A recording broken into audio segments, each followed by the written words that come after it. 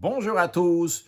Le 10e jour du mois de Shvat 1950, Rabbi Yosef Yitzhak, le 6e rabbi de Chabad, le beau-père de notre rabbi, a quitté ce monde.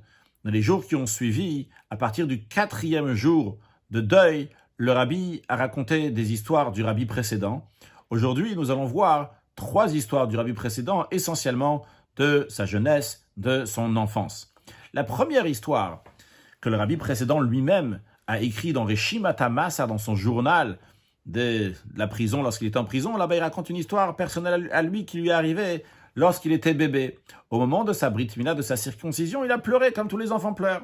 Son grand-père, le rabbi Maharash, rabbi Shmuel, se trouvait là-bas. Et en parlant au petit bébé, rabbi Yosef Yitzhak, il lui a dit « Pourquoi tu pleures? Lorsque tu seras grand, tu vas être... » 3 petits points, comme ça c'est écrit.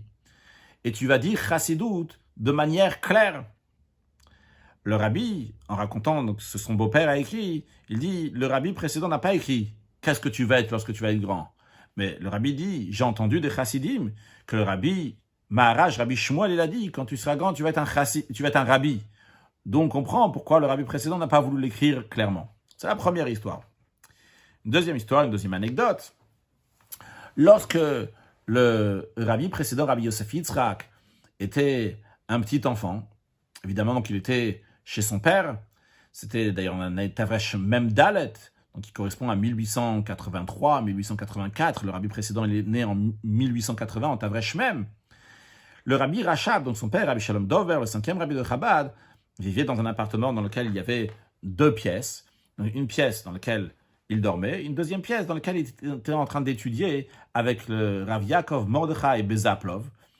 Et là-bas, il y avait le lit du rabbi précédent, Rabbi Yosef Yitzhak, donc il y avait 3-4 ans, et il dormait. Le rabbi précédent était extrêmement beau, son visage rayonnait, et il est arrivé que pendant qu'ils étaient en train d'étudier, très tard, le Rav Yaakov Mordechai, il a vu le rabbi précédent qui était en train de dormir, il a commencé à parler au rabbi Rachab, comment son fils, donc qui est dans son lit, il rayonne, il a un visage donc, qui est rayonnant, et ça montre donc sur la pureté de la pensée, etc. Et le rabbi Rachab, ça lui a donné une grande envie, une grande volonté d'embrasser Rabbi Yosef Yitzhak, qui est en train de dormir dans son petit lit. Mais dans sa pensée du rabbi Rachab, c'est monté à l'esprit que dans le temple, en plus des sacrifices, on amenait aussi de l'or, de l'argent, etc., pour l'entretien du temple. Il a dit, je vais changer ce baiser que je voulais lui donner, je vais le changer avec un discours de Chassidout. Et en effet, le rabbi Rachab a écrit un discours de Chassidout qui commence avec les mots Marabou Maasecha. Comment Hachem sont nombreux tes actions.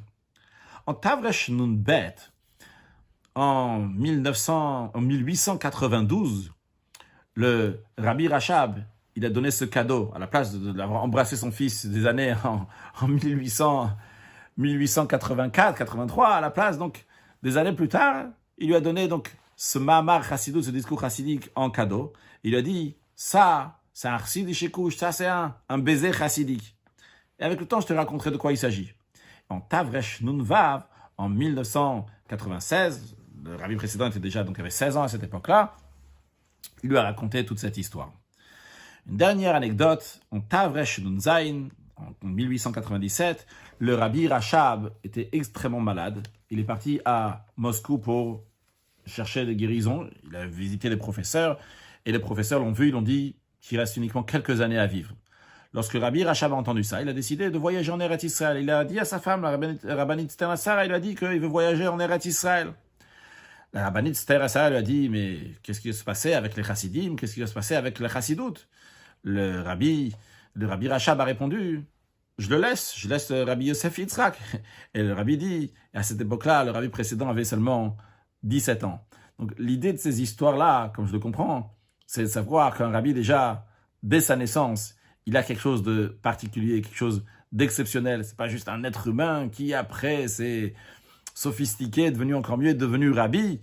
Mais un rabbi, c'est un rabbi de naissance, il y a une particularité, quelque chose d'exceptionnel, d'où à savoir l'importance qu'on doit donner, le respect qu'on doit donner au rabbi. Excellente journée.